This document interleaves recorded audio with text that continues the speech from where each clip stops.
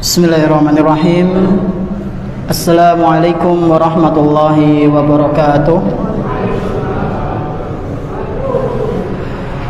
Alhamdulillahirabbil alamin.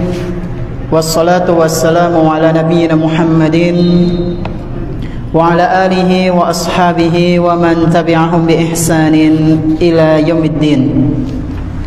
Ashhadu an la ilaha illallah wahdahu la syarika lah wa ashhadu anna Muhammadan abduhu wa rasuluhu la nabiyya ba'dah.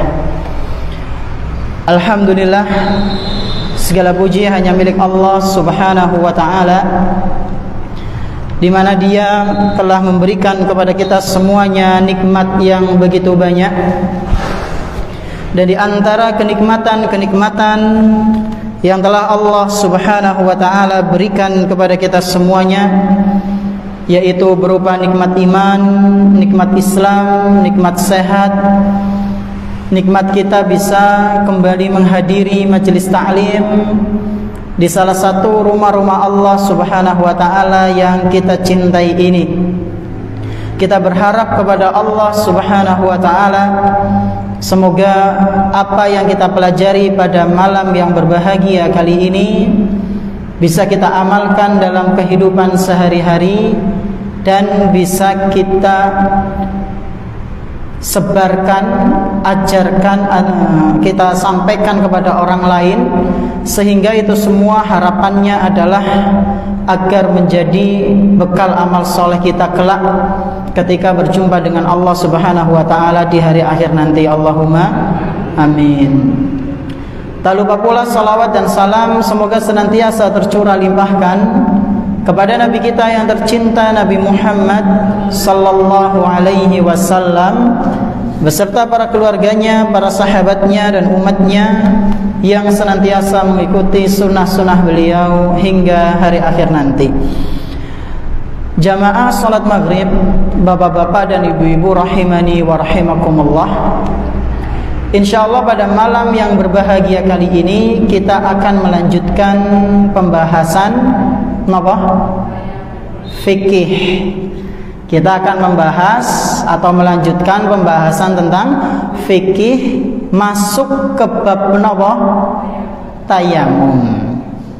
Sebelum kita memasuki materi, materi utama, kita akan sedikit mengulang materi bulan lalu, materi pertemuan yang sudah kita bahas di pertemuan yang lalu.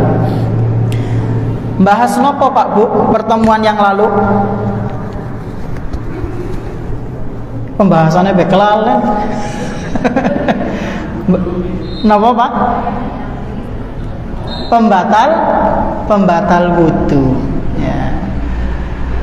Di pertemuan yang lalu kita membahas tentang pembatal wudu. Onten pinten?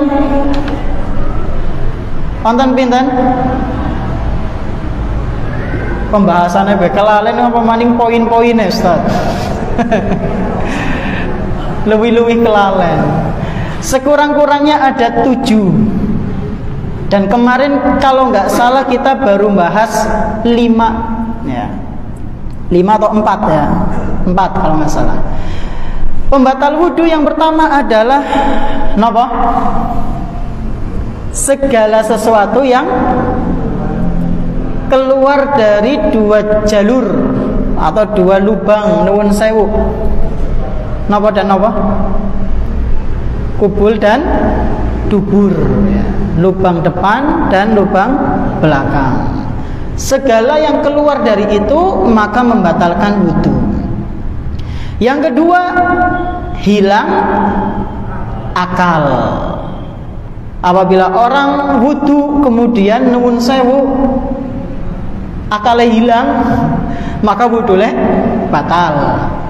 Dan kemarin kita sudah menyebutkan beberapa sebabnya, seperti ketiduran sampai boles sampai pules ya, sampai ngorok mungkin,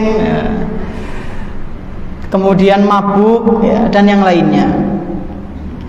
Lalu yang ketiga, menyentuh wanita.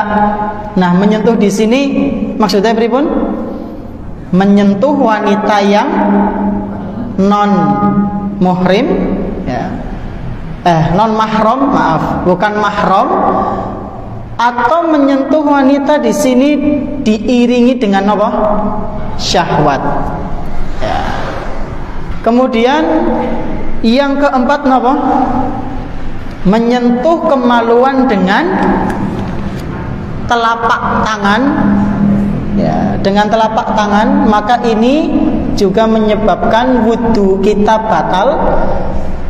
Lalu yang kelima, kemarin ya belum kita bahas tapi sudah saya sampaikan poinnya, memakan daging unta, dan ini diriwayatkan oleh Imam Muslim. Makan daging unta itu bisa membatalkan wudu, adapun daging kambing tidak. Kemudian yang keenam, keluarnya najis dari bagian tubuh selain 2 lubang tadi. Ya, ada sebagian ulama yang berpendapat kalau misalnya di tangan kita kemudian keluar nanah yang banyak, misalnya sudah wudu kemudian kepleset, naudzubillah, kepleset jatuh ke beler besi misalnya, seret keluar darah banyak, maka yang seperti ini membatalkan wudu. Atau keluar nanah, nuwun sewu, misalnya ada koreng atau wudun ya, pecah. Nuwun sewu, lagi lenggah, orang sengaja salah posisi, aduh ya, dia wudu apa ora ya? Wudu mboten? Wudu dan ganti celana. Ya. Ini yang keenam. Kemudian yang ketujuh, murtad. Ya, orang yang murtad ya sudah otomatis wudunya batal, agamanya batal, otomatis wudunya batal. Nah, sekarang kita masuk ke bab baru, yaitu tayamum. Bab napa Pak Bu? Tayamum. Panjenengan sering mendengar kata tayamum? Sering. Nah, kita kok ini tayamum niku napa Pak Bu? Tayamum ya kayak Ustaz lah, ngeraba-ngeraba lemah, terus apa? Diusek-usek nang awak. Napa tayamum? Panjenengan kalau ditanya, Pak, Bu, teng putra atau putrine panjenengan, tayamum sih apa ya Pak, Bu? Panjenengan jawab napa? Napa? Gantine wudu. Kepriwe ke Pak? Adus apa kungkum? Gantine wudu sih kepriwe? Nah, jenengan jawab napa tadi? Cara bersuci? Cara bersuci? Tidak memakai air. Terus ngangge napa Pak? Debu, nggih, sahih. Tayamum secara ringkasnya adalah bersuci menggunakan debu ketika ada uzur. Kita bahas secara bahasa terlebih dahulu. Tayamum secara bahasa adalah al-qasdu. Secara bahasa maksudnya adalah tujuan atau keinginan. Itulah tayamum. Adapun secara syariat, para ulama kita mendefinisikan tayamum adalah isalut turabi ilal wajhi wal yadaini badalan 'anil wudu'i wal ghusli aw 'udwin minhuma bi syara'ita makhsusah. Tayamum adalah mengusapkan debu ke wajah dan kedua tangan sebagai ganti dari wudu atau mandi besar. Saya ulang, tayamum adalah mengusapkan debu kemana Pak Bu? Ke wajah, kemudian kemana? Kedua tangan sebagai bentuk nopo? mengganti wudu yang pakai air atau mandi besar. Jadi tayamum ini bisa menggantikan dua ibadah. Yang pertama apa? Wudu. Yang kedua mandi besar, mandi janabah. Bisyara'ita mahsusah, dengan syarat-syarat tertentu. Jadi nggak boleh sembarangan. Nanti kita bahas debu atau pasir, Ustaz. Neng tembok oleh apa ora, Ustaz? Neng meja oleh apa ora, Ustaz? Neng kelambine kancane oleh apa ora, Ustaz? Nah, nanti kita akan bahas insyaallah kalau waktunya cukup ya. Inilah definisi tayamum. Secara ringkas, tayamum adalah mengusapkan debu ke wajah, kemudian kedua tangan kita, yaitu punggung tangan. Nanti kita akan bahas prakteknya juga insyaallah. Sebagai bentuk mengganti wudu atau mandi besar karena ada uzur syar'i. Nah, jamaah rahimani wa rahimakumullah, perlu kita ketahui bersama bahwasanya tayamum itu selain sebagai keringanan dalam ibadah, tayamum merupakan keistimewaan dari Allah Subhanahu wa ta'ala untuk kaum muslimin. Tayamum termasuk apa? Bentuk keistimewaan dari Allah untuk kaum muslimin. Jadi syariat tayamum itu enggak ditemukan di syariat sebelum Nabi Muhammad SAW. Keringanan Pak Bu dalam ibadah. Dan memang agama Islam itu benar-benar sangat dimudahkan oleh Allah Subhanahu wa ta'ala. Contoh keringanan yang lain, napa? Taubat Pak Bu. Kita kalau berbuat dosa besar terus pengen memperbaiki diri, maka di antara syaratnya napa? Taubat nasuha. Taubat nasuha, menyesali perbuatan dosa kita yang telah lalu, bertekad untuk tidak mengulanginya lagi. Udah sampai di situ, istighfar, mohon ampun, memperbanyak amal soleh, cukup, itulah taubat nasuha. Kalau syariat sebelum Nabi Muhammad seperti syariatnya Nabi Musa, kalau pengen taubat nasuha maka harus bunuh diri. Kenapa? Harus bunuh diri. Itu disebutkan dalam Al-Quran surat Al-Baqarah di awal-awal itu. Faqtulu anfusakum dzalikum khairul lakum 'inda bari'ikum, ya. Jadi kata Allah Subhanahu wa ta'ala, bunuhlah diri kalian kalau memang kalian pengen tobat nasuha. Nah, ini syariatnya Nabi sinten? Nabi Musa. Kalau sekarang cukup tobat nasuha, dimudahkan. Contoh lain, dulu sebelum syariatnya Nabi Muhammad SAW, kalau pakaian kita kena najis, itu nggak cukup dicuci, harus dibuang, diketok bagian yang kena najis, lalu dibuang. Repot bukan? Repot. Nembe oli diskonan, ya, kelambine anyar, aduh kena najis, dibuang itu. Jika hidup di zamannya Nabi Musa atau zaman sebelum syariatnya Nabi Muhammad SAW. Adapun sekarang cukup dicuci, ya, sampai najisnya itu hilang. Ya. Ini adalah kemudahan. Demikian pula dengan tayamum, Pak Bu. Tayamum itu adalah sebuah kemudahan dan juga keistimewaan dari Allah yang Allah Subhanahu wa ta'ala berikan khusus untuk kaum muslimin. Dalilnya ada dalam hadis riwayat Imam Muslim dari Hudzaifah bin Al-Yaman radhiyallahu anhu, bahwa Rasulullah sallallahu alaihi wasallam pernah bersabda, fuddilna 'alan nasi bisalasin.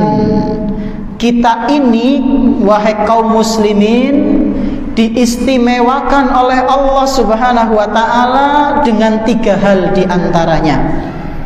Yang pertama, ju'ilat lanal ardu kulluha masjida. Bumi dijadikan sebagai masjid untuk kita. Jadi kalau mau ibadah nggak nemu masjid tapi sudah waktu sholat, maka panjenengan boleh sholat di tempat manapun. Karena bumi ini dijadikan sebagai tempat untuk sujud oleh Allah Subhanahu wa taala. Cari tempat yang bersih, kemudian sholat di situ. Lagi plesir ming pegunungan atau sedang plesir di taman misalnya, nggak ada masjid misalnya, kebangetan lah tempat rekreasi langka masjidnya kebangetan. Misal tempat rekreasi tidak ada masjidnya dan ternyata sudah waktu sholat tiba, maka panjenengan boleh sholat di atas tanah, di atas taman, di atas rumput, itu diperbolehkan. Kemudian yang kedua, wa ju'ilat turbatuha lana tahuran idza lam najid alma. Dan Allah Subhanahu wa taala memuliakan kita, yaitu diantaranya menjadikan debu-debu di bumi sebagai pengganti air ketika kita tidak menemukan air untuk bersuci. Jadi ini yang kedua. Lalu yang ketiga, wa ju'ilat sufufuna kasufufil malaikah. Dan Allah menjadikan barisan kita ketika sholat itu seperti barisan para malaikat, rapat dan rapi, kokoh. Jadi kalau misalnya ada imam mengatakan sufufakum fa inna taswiyatas sufufi min tamamin iqamatis shalah, kita harus merapikan shaf dan rapat serta kokoh seperti barisan yang kokoh, Pak Bu. Itulah diantara bentuk keutamaan.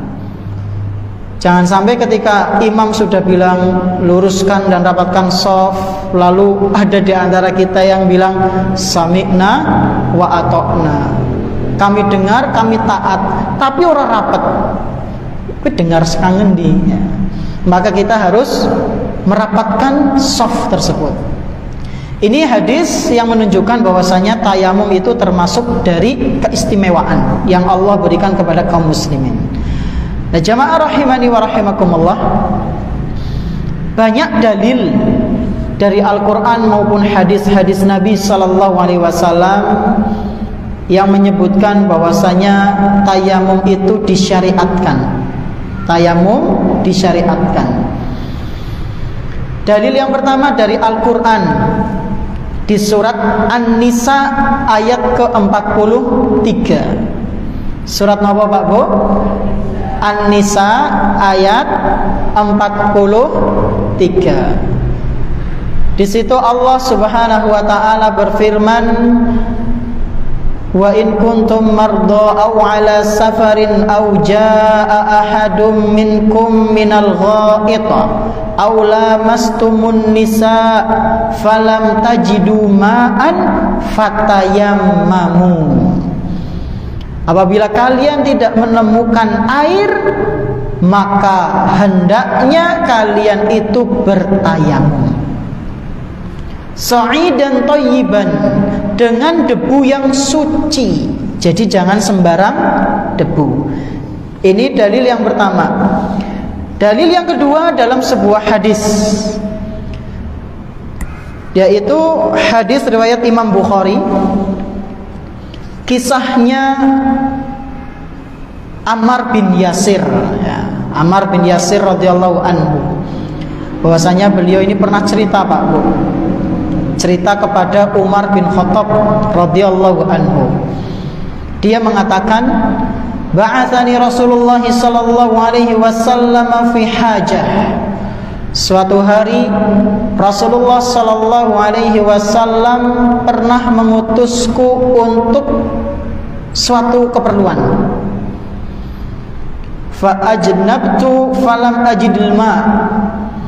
Lalu tiba-tiba aku pada saat itu ya, pas lagi diutus, aku janabah. Aku apa? Junub. Junub napa? Ya harus mandi besar ya. Keluar namun sewu, keluar mani. Falam ajidil ma. Maka pada saat itu juga aku tidak menemui air. Fatamarraqtu fis sa'idi kama tamarruhud dabbah. Dan pada saat itu aku belum tahu harus bagaimana ini. Kondisiku junub tapi nggak ada air, kepriwe ya. Akhirnya dia mengkiaskan, oh kalau junub kan harus basah semua, mandi besar harus basah semua. Berarti langkah banyu nganggo bleduk kudu kena kabeh awake. Akhirnya dia tamarroho. Apa itu tamarroho? Guling-guling, guleran kayak kewan, neng lemah, rudak. Nah, dia mengamalkan sesuatu tanpa apa? Ilmu. Sampai dia mengatakan fatamarraqtu fis sa'idi. Aku pun bergulir-gulir di tanah kama tamarrugud dabbah, seperti muter-muternya hewan. Hewan apa? Sing biasane koreh nang lemah, Pak Bu? Ya kucing, ayam. Nah, Ammar itu seperti itu.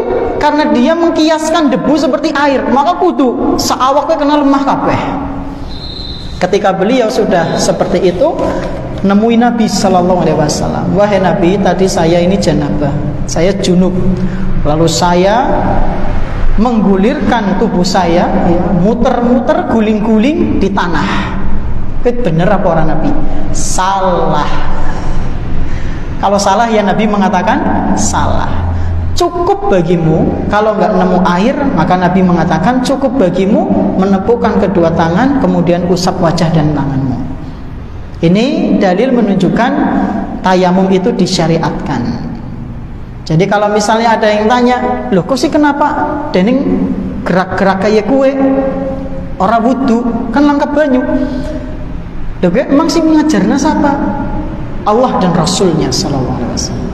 Tayamum itu yang mengajarkan sinten? Allah dan Rasulnya Sallallahu Alaihi Wasallam. Dalilnya tadi di surat Nabah An-Nisa ayat 43 dan dari hadis di Sahih Bukhari. Jadi kuat dalilnya. Nah, jamaah rahimani wa rahimakumullah. Kemudian mungkin ada yang bertanya, Ustaz, apa saja penyebab yang diperbolehkan kita untuk bertayamum? Nah, ini penting. Jadi enggak kesimpulan enggak ada air kemudian kita langsung tayamum. Harus ada beberapa usaha dulu. Ini insya Allah akan kita bahas. Atau beberapa hal yang memang membolehkan kita tayamum. Sekurang-kurangnya ada 3. Ada berapa? 3 keadaan kita diperbolehkan tayamum. Ada 3. Yang pertama, ketika tidak ada air. Yang pertama apa? Ketika tidak ada air. Nah, kados niki misalnya niki wonten air napa mboten? Mboten. Nek wonten kula pun ngunjuk.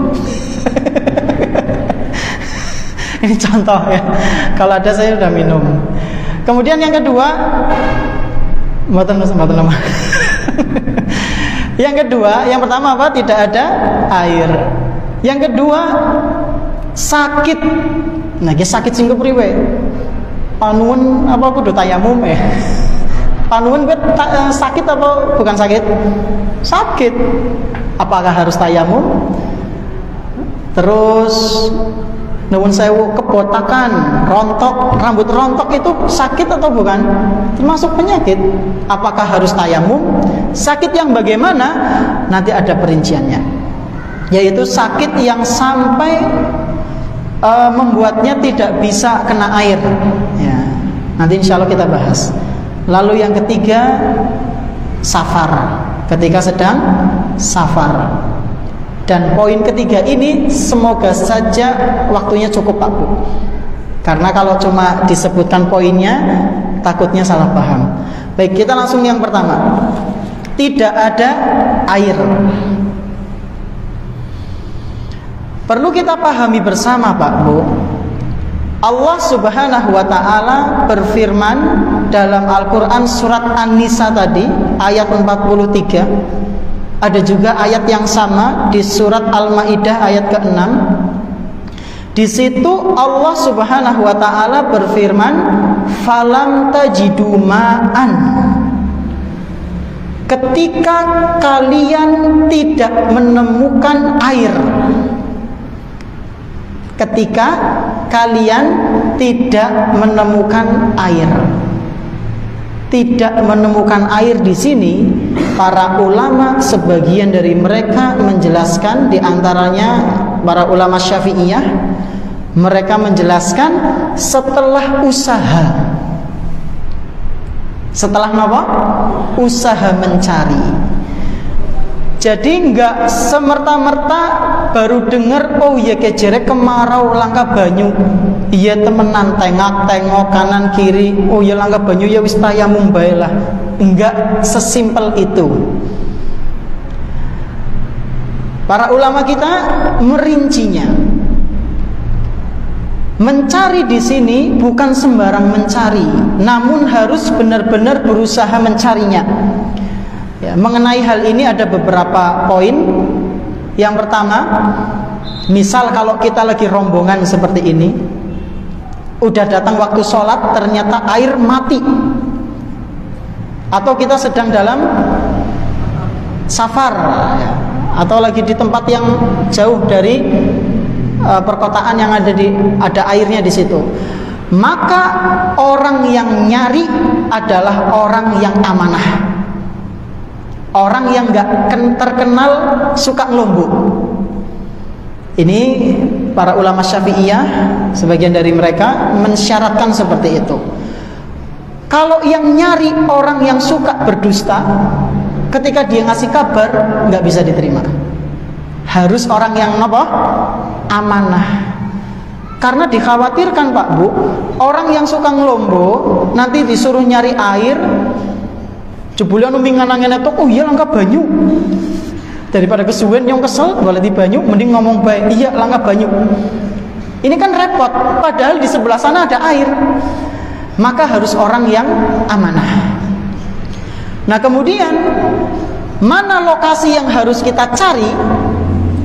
Mencari di tempat-tempat terdekat terlebih dahulu. Kalau di rumah, maka coba cek di kamar. Siapa tahu ada simpenan banyu galon misalnya, lumayan bisa untuk wudhu. Atau di dapur, atau di ruang tamu, berusaha mencari di tempat-tempat apa? Yang terdekat. Nah kalau di tempat-tempat terdekat enggak nemu Ustadz, apakah wis rampung? Cukup? Belum. Kita harus berusaha lagi mencari di daerah sekitar. Ya, sebagian ulama ada yang mematok jaraknya Pak Bu, yaitu sejauh keumuman orang-orang yang nyari kayu bakar, atau orang-orang yang sedang angon wedus, atau orang-orang yang suka ngarit.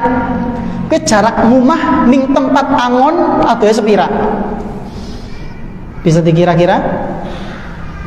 Biasanya kan ada tempat khusus, orang-orang pada ngarit, orang-orang pada angon kambing, orang-orang pada nyari kayu bakar, suluh. Ya mungkin sekarang udah nggak ada ya, pada nganggo gas ya. Nah itu kira-kira jaraknya berapa? Ada juga ulama yang mengatakan sekitar 2-4 km. Berarti seperti mana? Sini ke Bancar kalau nggak salah nggih, atau Man, atau sekitar situlah. Perempatan Bancar sebelumnya mungkin itu sekitar 2-4 km. Jadi kita harus nyari air sampai sana Pak Bu. Sampai sana, terus berarti sampai sana mana itu? Toya, Reja, Ngana berarti 4 km nggih? Toyre kok.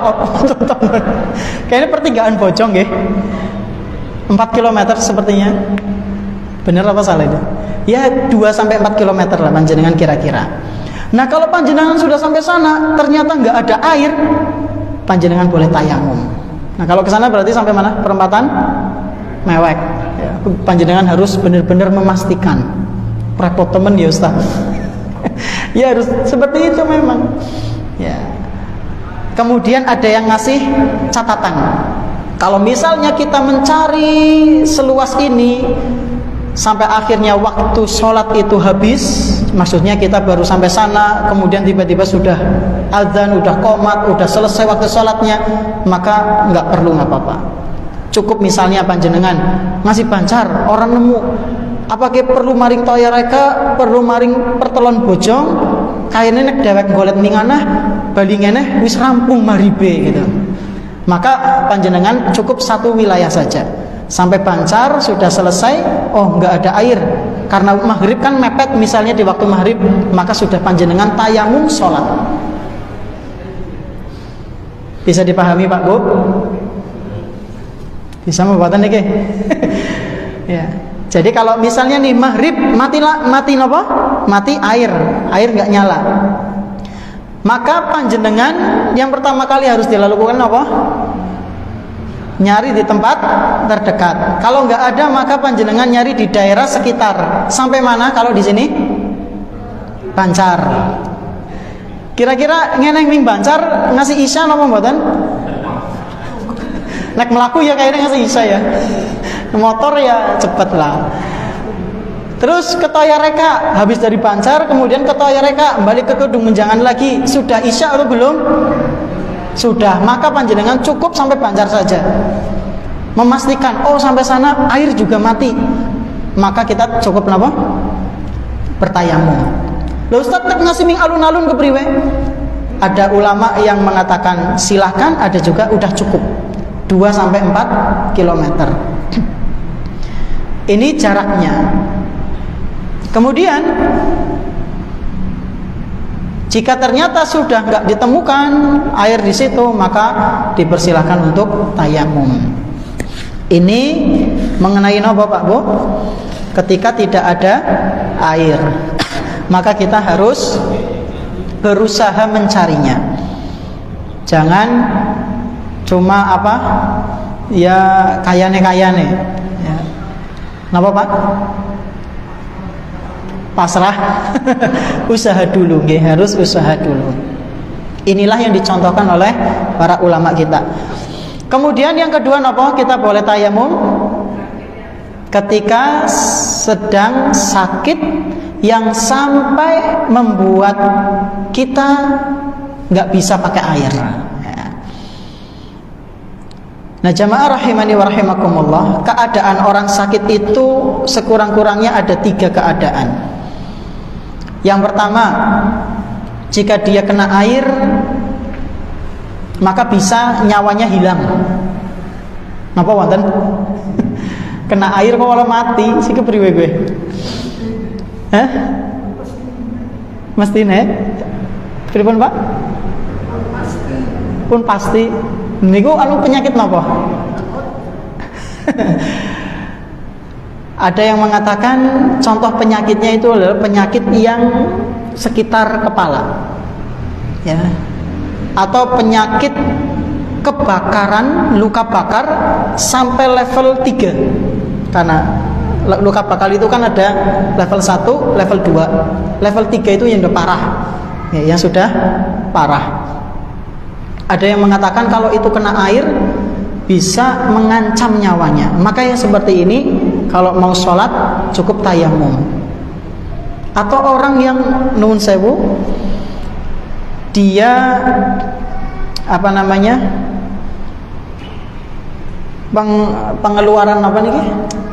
Ketika mau BAB tapi nggak bisa, terus akhirnya dipindah di perut. Ya, itu kan keluar terus. Maka yang seperti ini merepotkan, jika kena air juga nanti walah infeksinya semakin tinggi, mengancam nyawa, maka boleh tayamum. Atau ada luka di kepala, Dan ini pernah terjadi di zamannya Nabi Shallallahu Alaihi Wasallam. Dikisahkan oleh Jabir bin Abdullah radhiyallahu anhu, ketika itu Jabir bersama teman-temannya itu sedang jalan-jalan, sedang melakukan sebuah safar. Salah satu dari mereka ada yang kena batu kepalanya, sampai akhirnya terluka, bocor. Lalu setelah berjalannya waktu kan diobati, berhenti darahnya, kemudian istirahat, tidur. Dan orang ini ternyata mimpi basah. Mimpi basah berarti harus nopo? Mandi. Lalu orang ini yang kepalanya bocor tanya kepada teman-temannya, hal tajiduna li rukhsatan fit tayammum? Wahai teman-temanku, apakah aku ini boleh tayamum? Maka teman-temannya menjawab, mana jidul laka rukhsah wa anta taqdiru 'alal ma'. Kami melihat kamu ini enggak dapat keringanan. Kamu ini masih bisa menggunakan air, maka mandi. Maka orang itu pun apa? Mandi wajib. Mandi besar dan tentunya harus kesiram semua. Akhirnya banyak air yang masuk ke lubang yang bocor di kepalanya itu. Dan gak selang berapa lama orang itu mati. Dari kisah ini pentingnya kita bertanya kepada ahlinya, Pak Bu. Jangan sampai sembarang tanya berkenaan dengan hukum syariat. Maka setelah itu Jabir bin Abdullah dan juga kawan-kawannya lapor kepada Nabi Sallallahu Alaihi Wasallam, wahai Rasul, terjadi seperti ini, seperti ini. Maka Nabi Sallallahu Alaihi Wasallam pun marah. Lalu beliau bersabda, qataluhu qatalahumullah. Sungguh mereka itu yang telah berfatwa telah membunuh temannya. Jadi Nabi memvonis orang yang memfatwa ngawur tadi telah membunuh apa? Saudaranya itu. Gara-gara fatwanya dia mati. Ya.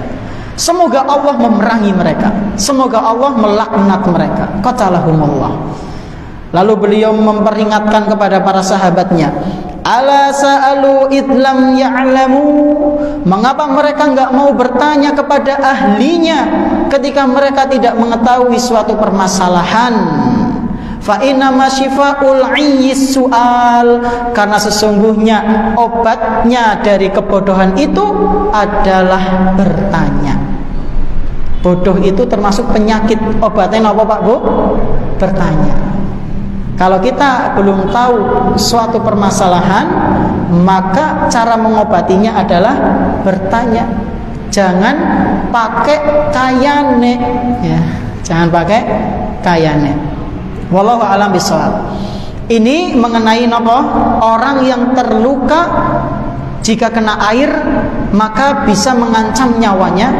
Yang seperti ini boleh tayamum. Lalu yang kedua, orang yang khawatir jika sakitnya semakin parah, ya, sehingga proses penyembuhannya itu terhambat. Contohnya seperti orang yang kena penyakit HIV atau AIDS, ya.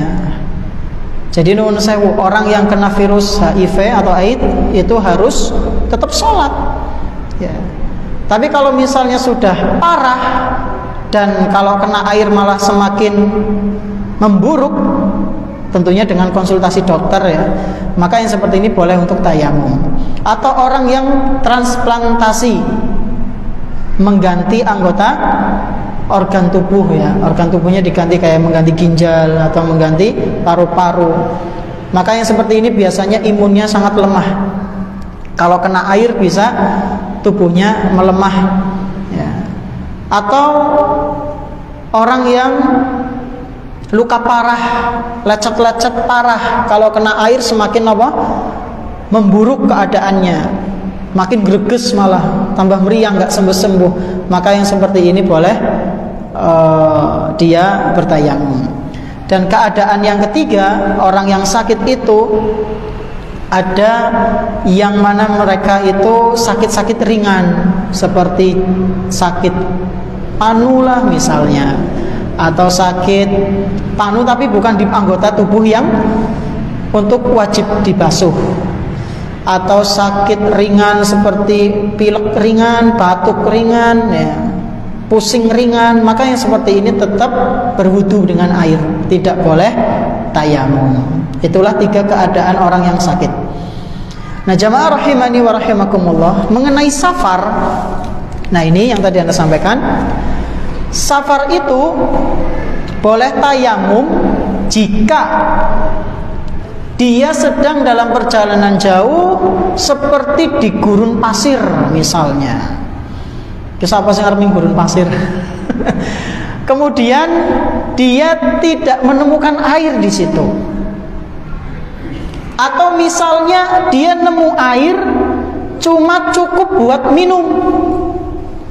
Kalau misalnya dia minum nanti kalau misalnya dia gunakan untuk wudu, dia nggak bisa minum, maka utamakan untuk minumnya. Dia boleh nopo bertayamum. Atau misalnya panjenengan sedang dalam perjalanan nemu air, ternyata di sampingnya ada singa, ya. Kerap dipaksa wudu apa tayamum Pak Bu?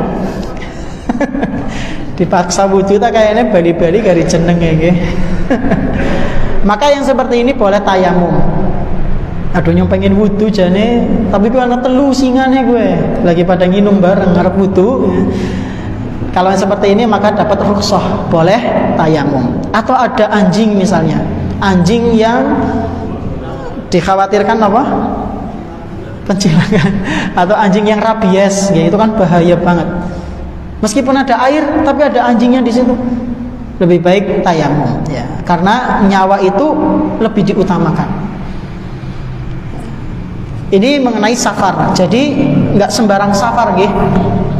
Jika dia dalam perjalanan yang memang tidak ada air di situ, atau ada air cuma sedikit, hanya untuk konsumsi minum. Atau ketika ada air ternyata di situ ada hewan buas. Bisa jam berapa, Pak? Berapa menit? 3 menit lagi? Oke. Hah? 3 menit. Ya, kita kemudian ke prakteknya, nggih. Rukun-rukun atau hal-hal yang harus kita lakukan ketika tayamum. Yang pertama tentunya niat. Yang pertama apa? Niat. Yang kedua mengusap wajah dulu, bukan tangan. Yang ketiga mengusap kedua punggung tangan.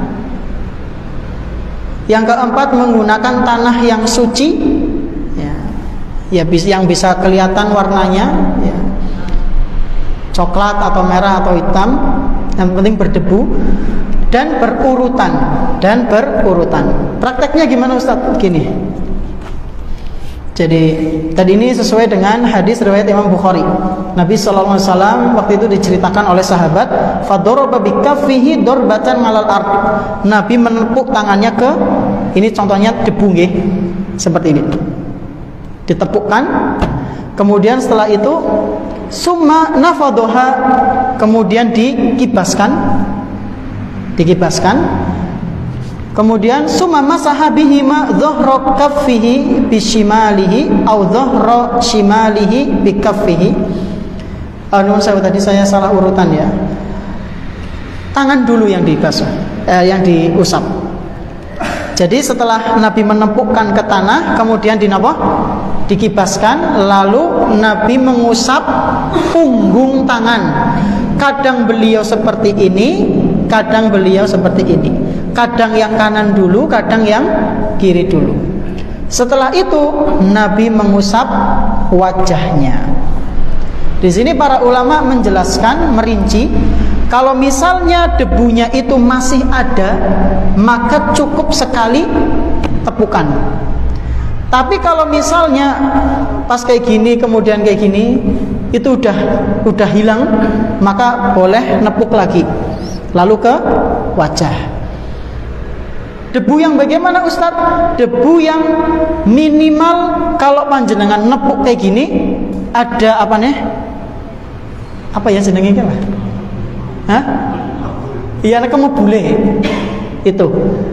Berarti kalau pasir yang kayak gini kan langkah kamu bule, nggak boleh untuk tayamum.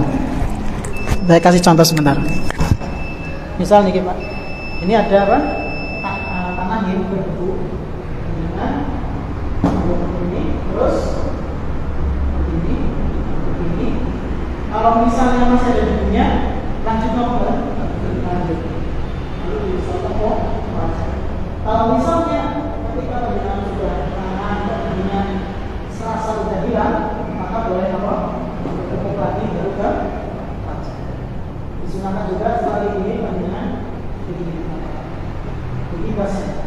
Itu yang dipraktekkan oleh Nabi Sallallahu Alaihi Wasallam dalam Sahih riwayat Imam Bukhari. Sudah masuk waktu Isya ya. Sebenarnya ada beberapa permasalahan, misalnya kita sudah tayamum tiba-tiba ada air niku pripun? Kudu lagi bahas sebentar mboten napa-napa. Saya baca saja nggih.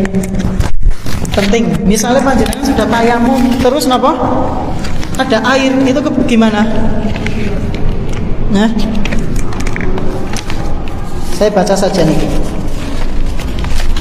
Apabila kita melihat ya sudah tayamum lalu ada apa? Sedang tayamum tiba-tiba ada air ya. Maka jika belum datang waktu sholat tayamumnya batal. Jika belum datang waktu sholat maka tayamumnya batal. Misal panjenengan tayamum di jam 3:4, tiba-tiba jam 3 waktu sholat ada air, tayamumnya batal. Sebelum adzan ada air, maka tayamumnya batal. Terus yang kedua, jika melihat air setelah menunaikan sholat, wis tayamum kemudian apa? Sholat serampung, maka jika dia bukan musafir, sholatnya batal. Dia wajib berwudu dan mengulangi sholatnya. Jika dia seorang musafir, maka tayamumnya tidak batal dan sholatnya sah.